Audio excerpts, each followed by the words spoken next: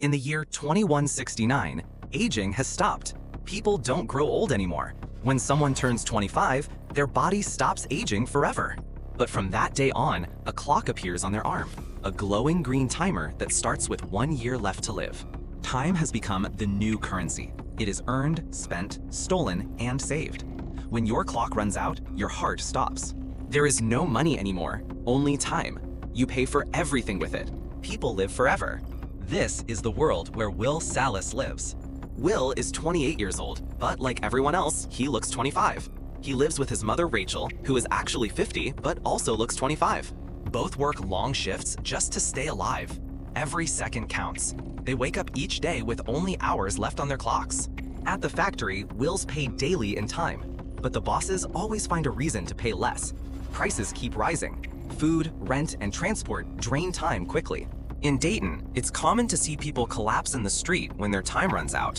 One day, Will gives a few minutes to a little girl named Maya. She begs on the sidewalk just to make it through the day. Even though Will doesn't have much, he gives what he can. His best friend, Borel, works with him at the factory. They've known each other for 10 years. That evening, Will visits a local bar. He notices a stranger buying drinks for everyone. The man is clearly rich. His arm shows over a century of time. Will is shocked. In Dayton, flashing that much time is dangerous. The man's name is Henry Hamilton. He's 105 years old. Will warns Henry that this place isn't safe, but Henry doesn't care. He says he's tired of living. Then the worst happens. A gang called the Minutemen arrives, led by Fortis. They steal time from others, often by force. Fortis challenges Henry to a time fight. As things get tense, Henry goes to the bathroom, followed by one of Fortis's men. Will takes the chance to knock the guard out. He helps Henry escape through the back.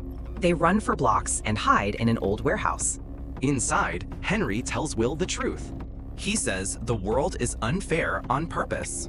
The rich don't want everyone to live forever. They raise prices in the poor zones so people run out of time and die. That's how the rich keep control. He says Will's not supposed to have more than a day. That's how the system works. The poor dies so the rich can live forever. Will listens, shocked. Eventually, both fall asleep. The next morning, Henry wakes up before Will.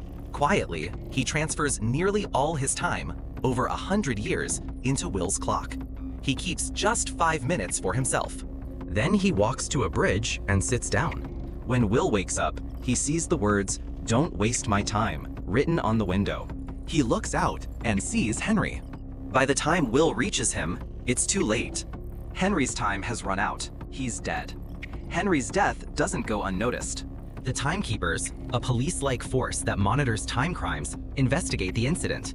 Their leader, Raymond Leon, sees Will on surveillance footage and assumes he killed Henry to steal his time. Leon orders an alert on Will.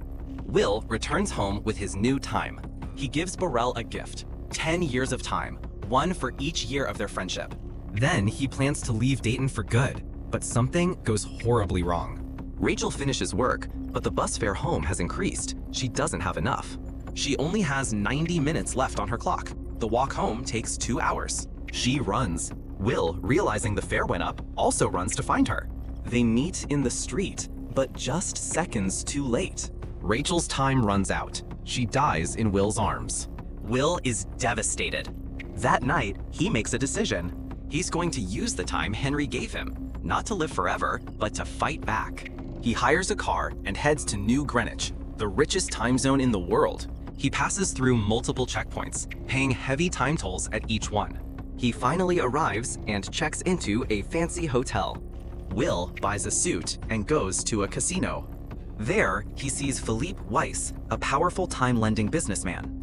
At the poker table, Will joins the game, betting nearly all the time he has left. He wins. Now he has over a millennium.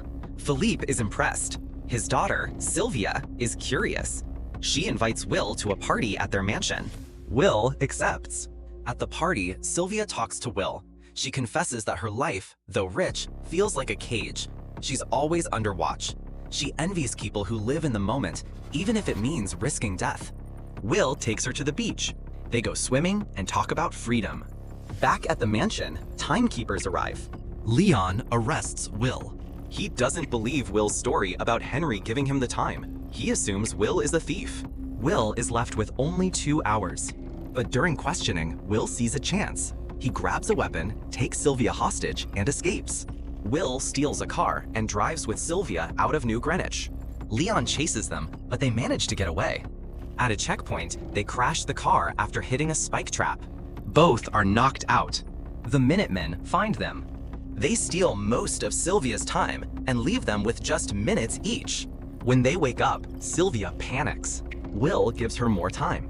He takes her to the pawn shop, where they trade her earrings for 1 day each. Will calls Philippe and demands a ransom, 1,000 years to be given to the poor. Philippe refuses. Sylvia is hurt by her father's decision. She starts to understand how broken the system is. Will and Sylvia now share a goal. They want to bring the system down. Now back in Dayton, Will and Sylvia are on the run. They have a shared mission: to shake the system and give time to those who need it. They don't just want to survive. They want to make a difference. Will tells Sylvia something he learned from Henry. The poor are meant to die. That's the only way the rich can live forever. They decide to act. Their first target is a time bank, a place where people store and lend time like money. Will and Sylvia walk in. They take 1 million units, centuries worth of time, and escape. But they don't keep it. They go to the ghetto's time-sharing center and give it all away. Lines of desperate people wait. Some haven't had more than a day in years. Will and Sylvia watch as the timers on people's arms suddenly shoot up. Hours, days, months. For the first time, people smile. Will whispers to Sylvia, "This is just the beginning." Meanwhile, Raymond, Leon, and his timekeepers are tracking them. They find the stolen car. They know where Will and Sylvia are headed. Leon knows he has to stop them fast. If too much time is given away, the whole system could collapse. But time isn't on his side. The people in Dayton start to live differently. They walk slower. They smile more. Shops begin closing. Workers no longer show up at the factory. Why would they? They now have weeks, some even years, on their timers. The system is breaking. The poor are no longer desperate. That makes them dangerous. Will visits Burrell's home. He learns that after receiving 10 years from Will, Burrell went on a drinking spree. He drank himself to death. His wife is devastated. Will blames himself. He wanted to help, but he now sees that giving people time isn't enough. They need hope, guidance, and a reason to live. Fortis, the gang leader, finds Will and Sylvia again. This time, Will challenges him to a time fight. They lock arms, their timers connected. It's a deadly game where one man wins the other's time. But Will has learned something. He uses a trick Henry once showed him, keeping his hand loose so the other person overextends. As Fortis drains Will's time, Will suddenly reverses the flow. Fortis realizes too late. Will takes all of Fortis's time. The gang is leaderless. They flee. Will and Sylvia decide to hit Philippe Weiss directly. They sneak into his most secure time vault. Inside, there's 1 million years, more than anyone should ever have. They manage to access the vault and steal it. With the help of others, they transport the time to Dayton. It's their biggest giveaway yet. A line stretches for miles.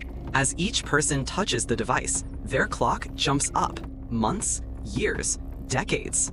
One man cries. He's never had more than a few days his whole life. A woman clutches her child, smiling in disbelief. It's not just a gift, it's a revolution. Leon finally catches up to Will and Sylvia. He corners them in the street. They surrender peacefully. But something's wrong. Leon checks his own timer. He forgot to top up his own time. A moment later, Leon collapses, dead. With the giveaway of 1 million years, everything changes. Time banks shut down. Factories stop. The time zones begin to dissolve. People cross borders freely. The rich no longer have control. The poor now have a future. In the final scene, Will and Sylvia approach another giant time bank. They're in a new city. Dressed in black, calm and focused. It's clear what they're about to do.